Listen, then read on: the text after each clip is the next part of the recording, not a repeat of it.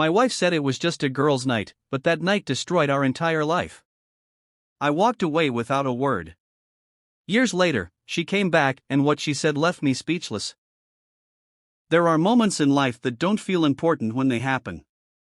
But later, you realize. That was the moment everything changed. For me. It started with something so normal. So harmless. That if you told me back then it would destroy my entire life. I would have laughed. Girls' night. That's what she called it. I remember the exact moment. She was standing in front of the mirror, adjusting her earrings, slightly tilting her head the way she always did when she wanted everything to look perfect. The room smelled faintly of her perfume. Vanilla, soft, familiar. Home. "Do you think this looks okay?" she asked, turning toward me. She was wearing a black dress. Simple. But beautiful. She always looked beautiful to me. I smiled. "You look amazing." And I meant it. Not just because of how she looked, but because of who she was to me. Or at least, who I thought she was. She walked over, leaned down, and kissed my cheek. "Don't wait up," she said playfully. "We might stay out late." I chuckled. "Just don't forget you're married." She rolled her eyes. "Relax. It's just drinks with the girls." That sentence. It's just drinks. If I could go back, I would have paid more attention to the way she said it. Not the words, but the tone. There was something slightly different. Almost like she was convincing herself. But love has a way of blinding you. It makes you ignore the small things. The subtle changes. The quiet warnings. Because trusting someone feels easier than questioning them. "Text me when you get there," I said. "I always do," she smiled. And then she left. The door closed behind her with a soft click. And just like that, the life I knew started slipping away. At first, everything was normal. Painfully normal. I made myself dinner. Something simple. I don't even remember what it was. Because my mind wasn't really there. I turned on the TV. Flipped through channels. Nothing caught my attention. The house felt quieter than usual. It's strange how silence changes when someone you love isn't there. It's not peaceful. It's heavy. I checked my phone. No message yet. Relax, I told myself. She just got there. So I waited. 10 minutes. 15. 20. Then finally, my phone buzzed. Made it red heart. That heart. I stared at it longer than I should have. Not because it meant something was wrong, but because it meant everything was right. Or at least, that's what I believed. I replied, "Have fun. Be safe." She didn't respond after that. And that was normal too. Right? Time passed slowly. An hour. Then another. I tried distracting myself. Watched a movie. Scrolled through my phone. Even tried to sleep. But something kept pulling me back. A feeling. A quiet, uncomfortable feeling sitting in the back of my mind. You know that feeling? When nothing is technically wrong, but something feels off? That's what it was. At first, I ignored it. "Stop overthinking," I muttered. Because that's what we do. We silence our instincts to protect our peace. But sometimes, that instinct isn't anxiety. It's truth. Trying to warn you. Around midnight, I checked my phone again. Still nothing. That's when the feeling got stronger. Not panic. Not fear. Just awareness. I opened our chat. Looked at the last message. Made it red heart. Then I did something I had never done before with doubt in my heart. I checked her location. We had shared it for years. It was never an issue.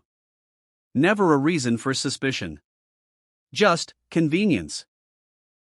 But tonight, it became something else. I watched the little dot on the screen. And my heart dropped.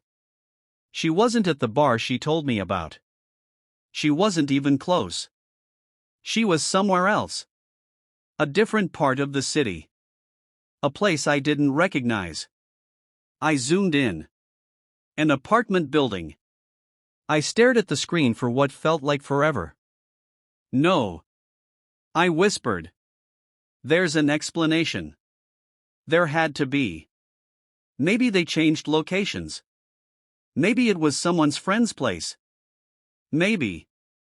But deep down, I already knew. Because that feeling? It wasn't confusion anymore. It was certainty. My chest felt tight. My hands cold. I stood up slowly. I could have stayed. I could have ignored it. I could have chosen comfort over truth. But something inside me refused. Because no matter how painful the truth is, it's still better than a lie. I grabbed my keys and walked out the door. The drive felt unreal. The city lights blurred past me. Red lights. Green lights. I don't even remember stopping. My mind kept replaying everything. Her smile. Her voice. Her I love you. Were they real? Or just convenient? I gripped the steering wheel tighter. Please let me be wrong. That's all I kept thinking. Not please don't let her cheat. But please let me be wrong about her. Because losing trust is worse than losing love. When I arrived, everything inside me slowed down. The building stood there quietly. Ordinary. Unremarkable. But to me, it felt like the place where my life would end. I parked the car. Sat there for a moment. Breathing.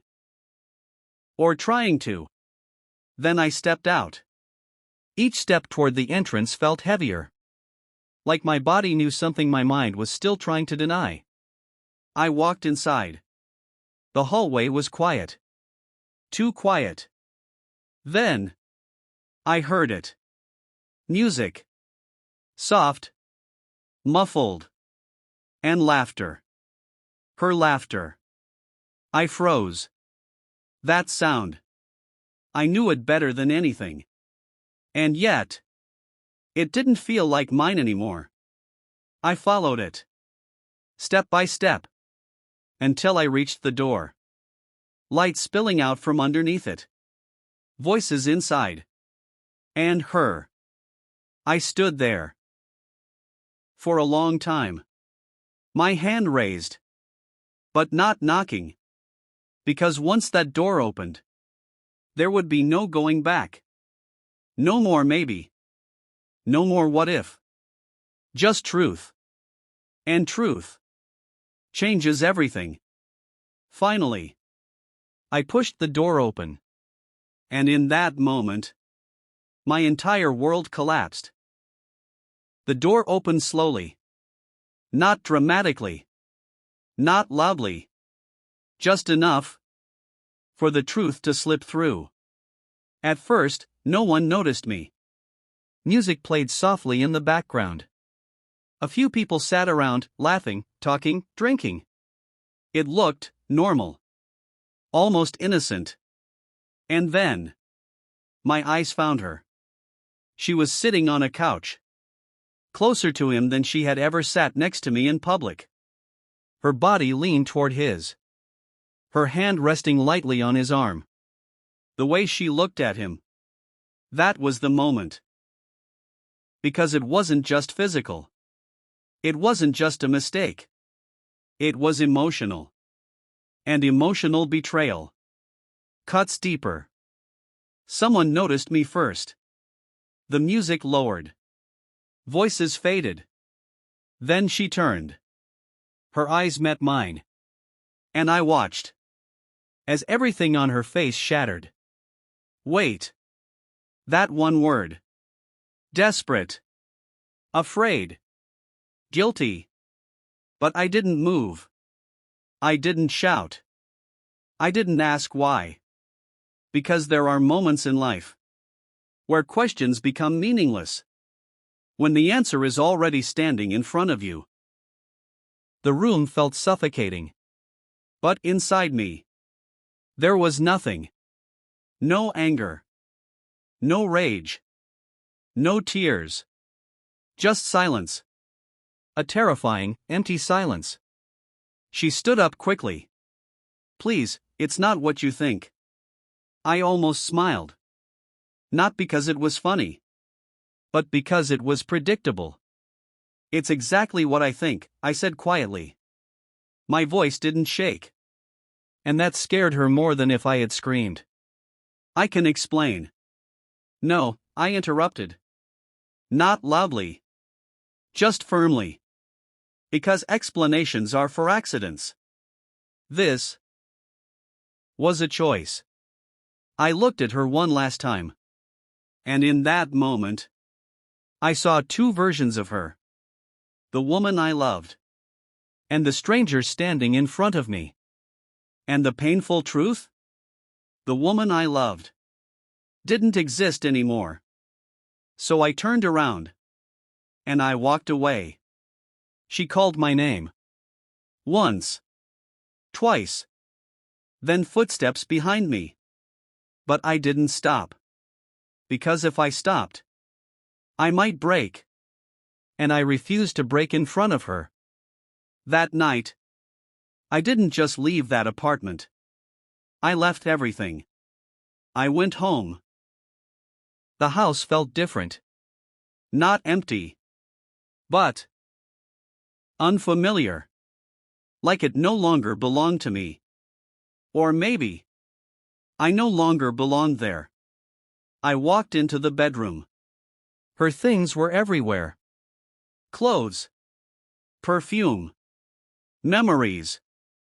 Every corner of that room was built on trust. And now, it all felt like a lie. I opened the closet. Grabbed a bag. And started packing. Not everything. Just enough. Because I wasn't planning to come back. My phone kept vibrating. Her name. Over and over again. I didn't answer. Not once. Because what was there to say? What words could fix something like that? There are betrayals you can work through. And then there are betrayals that change how you see a person forever. This was the second kind. I left the keys on the table. Paused for a moment. Looked around one last time.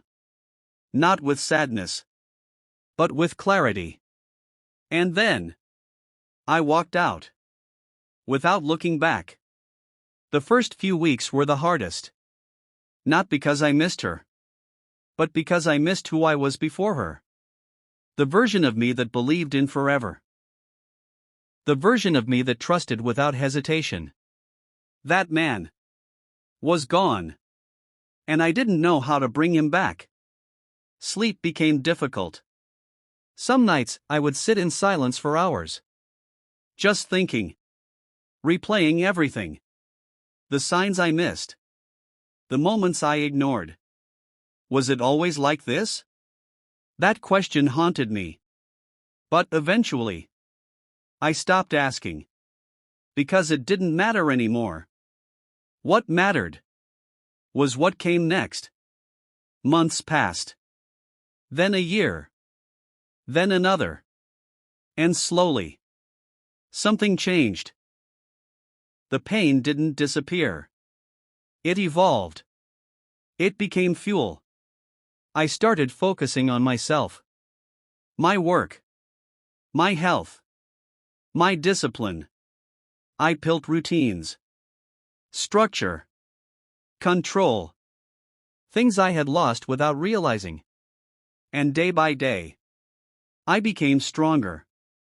Not just physically, but mentally, emotionally. I learned to be alone. And more importantly, I learned to be okay with it.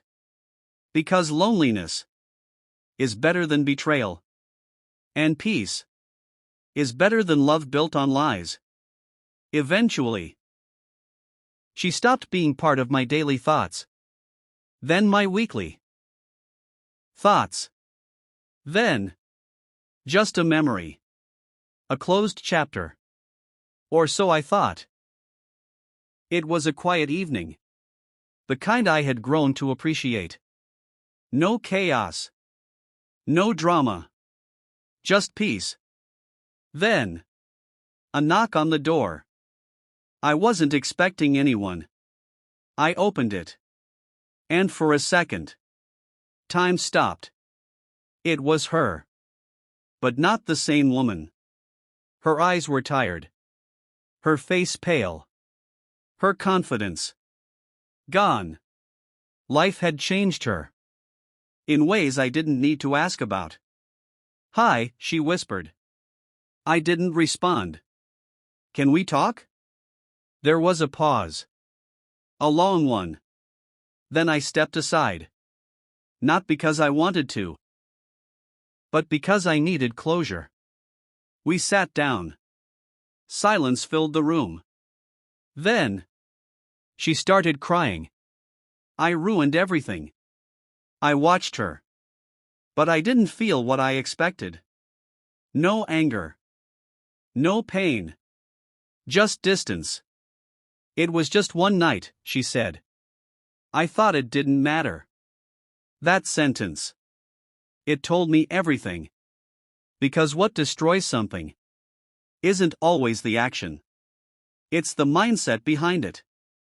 "You didn't fight for us," she said suddenly. And for the first time, I spoke. "I did," I said calmly. "Every single day, until you gave me a reason to stop." She broke down again. "I lost everything after you left." I believed her. Because actions have consequences. And sometimes, those consequences come too late. "I came back because I still love you." I looked at her. Really looked at her. And realized something important. Love was no longer enough. Because trust, once broken like that, doesn't come back the same. Or at all. "I hope you find happiness," I said. Her eyes filled with hope for a second. Then I finished. "But not with me." And just like that, it ended. For real this time. I closed the door. Not with anger. Not with hate. But with peace. Love without respect will destroy you. Always choose yourself. Once broken, it doesn't return the same. No matter how much love remains, not every betrayal deserves a reaction. Walking away is power.